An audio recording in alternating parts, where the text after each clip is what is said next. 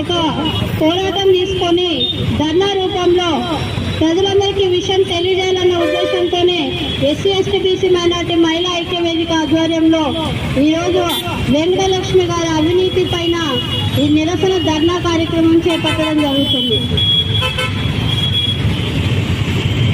ఈమె పైన చిన్నపిల్లలకి ఈరోజు గవర్నమెంట్ ఇస్తున్నటువంటి మెస్ ఛార్జీలు సరిపోవడం లేదనేసి విద్యార్థి సంఘాల నాయకులు ధర్నాలు చేసి కేసులు పెట్టించుకొని పిల్లల వైపున పోరాడుతూ ఉంటే ఈరోజు పిల్లలకు వచ్చినటువంటి మెస్ ఛార్జీలలో కూడా ఈమె కోటను విధించి వార్డెన్లను సతాయించి వాళ్ళ కడుపులు కొట్టి ఈమె లంచాలు తీసుకుంటుంది. ఇది జిల్లా ఉన్నతాధికారుల దృష్టిలో ఉన్నప్పటికీ ఆమె పైన ఇంతవరకు ఎటువంటి చర్యలు తీసుకోకపోవడం అనేది సిగ్గుపడాల్సిన విషయము. ఈమె అవినీతి టార్చర్ ఎంత భయంకరంగా ఉందంటే ఒక warden already bypass surgery open heart surgery చేయించుకొని ఈరోజు ప్రాణాపాయ స్థితిలో కామినేని హాస్పిటల్లో చికిత్స పొందుతూ ఉన్నారు.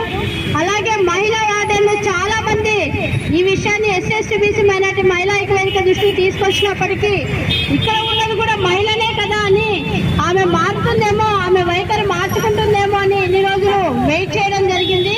ఆమె వైఖరి మార్చుకోకపోవడం కాక ఆమె ఇంకా విపరీతంగా లంచాలకు అలవాటు పడి ఈరోజు వార్డెన్లని పిల్లలని సతాయిస్తూ ఉంటే ఇంకా ఇది చూస్తూ ఉండడం ఎంతవరకు మంచిదని అడుగుతూ ఉన్నాం. నిన్న కలెక్టర్ గారు కూడా స్పందన కార్యక్రమంలో చెప్పారు, ఆ వార్డెన్స్ ఎవరైతే ఉన్నారో వాళ్ళ పేర్లు చెప్పండి అని అడిగారు సార్. ఈ వేదిక సందర్భంగా మేము తెలియజేస్తా ఉన్నాం కలెక్టర్ గారికి, వార్డెన్ల పేర్లు చెప్తే ఆమె వాళ్ళని భయభ్రాంతులకు గురి చేస్తుంది సార్. అందుకని వార్డెన్లు ముందుకు రావడం లేదు.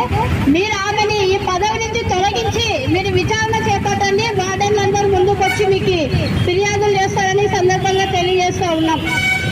ఈమె అవినీతి ఎంత దారుణంగా ఉందంటే హెడ్ ఆఫీస్ లో ఉద్యోగం కావాలంటే కారుణ్య నియామకం కింద ఒక మహిళ దగ్గర 2 లక్షల రూపాయలు లంచం తీసుకుంది.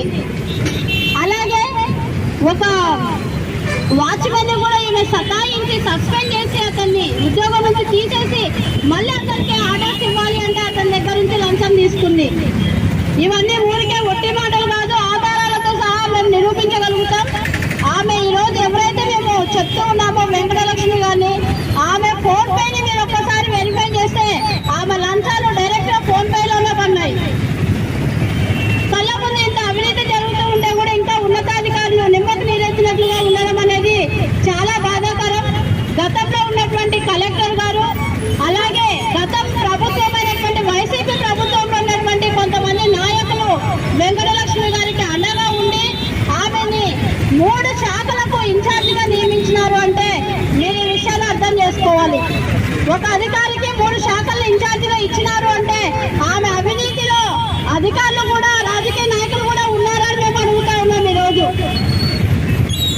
ఎస్సీ ఎస్టీ బీసీ మైనారిటీ పేద పిల్లలే ఈరోజు దాదాపుగా 9,000 మంది పిల్లలు కర్నూలు జిల్లా వ్యాప్తంగా చదువుకుంటూ ఉన్నారు గవర్నమెంట్ బీసీ హాస్టల్స్ లో. ఈ రోజు వాళ్ళ కడుపు కొట్టి మీరు లంచాలు తీసుకోవడం ఏంటని మేము అడుగుతా ఉన్నాం. ఏ గవర్నమెంట్ ఉద్యోగస్తులకు జీతాలు ఇవ్వడం లేదా? మీరు ఉద్యోగం చేస్తున్నటువంటి జీతాలు మీకు సరిపోవడం లేదా? ఈ రోజు పేద పిల్లల కడుపులు కొట్టి మీరు సంపాదించాలనుకుంటే మహిళలు చూస్తూ ఊరుకోరు. అది ఏ అధికారంలో ఉన్నటువంటి వాళ్ళైనా, ఎటువంటి ఉద్యోగ స్థాయిలో ఉన్నటువంటి వాళ్ళైనా దీనికి భారీ మూల్యం చెల్లించాల్సి వస్తూ ఉంది. కాబట్టి ఇప్పటికైనా జిల్లా ఉన్నతాధికారులు దీనిపైన దృష్టి పెట్టి ఆమెను ముందు తక్షణంగా విధుల నుంచి తొలగించి మీరు విచారణ చేపట్టాలని చెప్పేసి ఎస్సీ ఎస్టీ బీసీ మైనార్టీ మహిళా ఐక్య వేదిక తరఫున జిల్లా కలెక్టర్ గారికి మేము రిక్వెస్ట్ చేస్తా ఉన్నాము.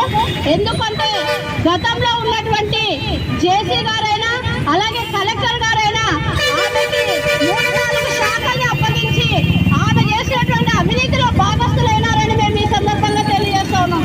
ఎందుకు ఈ మాట చెప్పాల్సి వస్తుందంటే గతంలో కూడా ఆమె మీద చాలా ఫిర్యాదులు వచ్చినప్పటికీ అవన్నిటి పక్కన తోసిపడేసి ఆమెను ఈరోజు ఇంకా 3 శాఖలకు ఆమెను అధికారిగా పెట్టారు. వార్డెన్లు కూడా పోస్టింగ్లు అడిగినా, ఇన్ఛార్జీలుగా హాస్టళ్లకు అడిగినా కూడా ఈమె లక్షల రూపాయలు లంచాలు తీసుకుంటుంది. గవర్నమెంట్ ఇస్తున్నదే వాళ్ళకి 40 రూపాయలు పిల్లలకి, దాంట్లో నుంచి మీరు కట్ చేసి వీళ్ళకి లంచాలు ఇవ్వాలి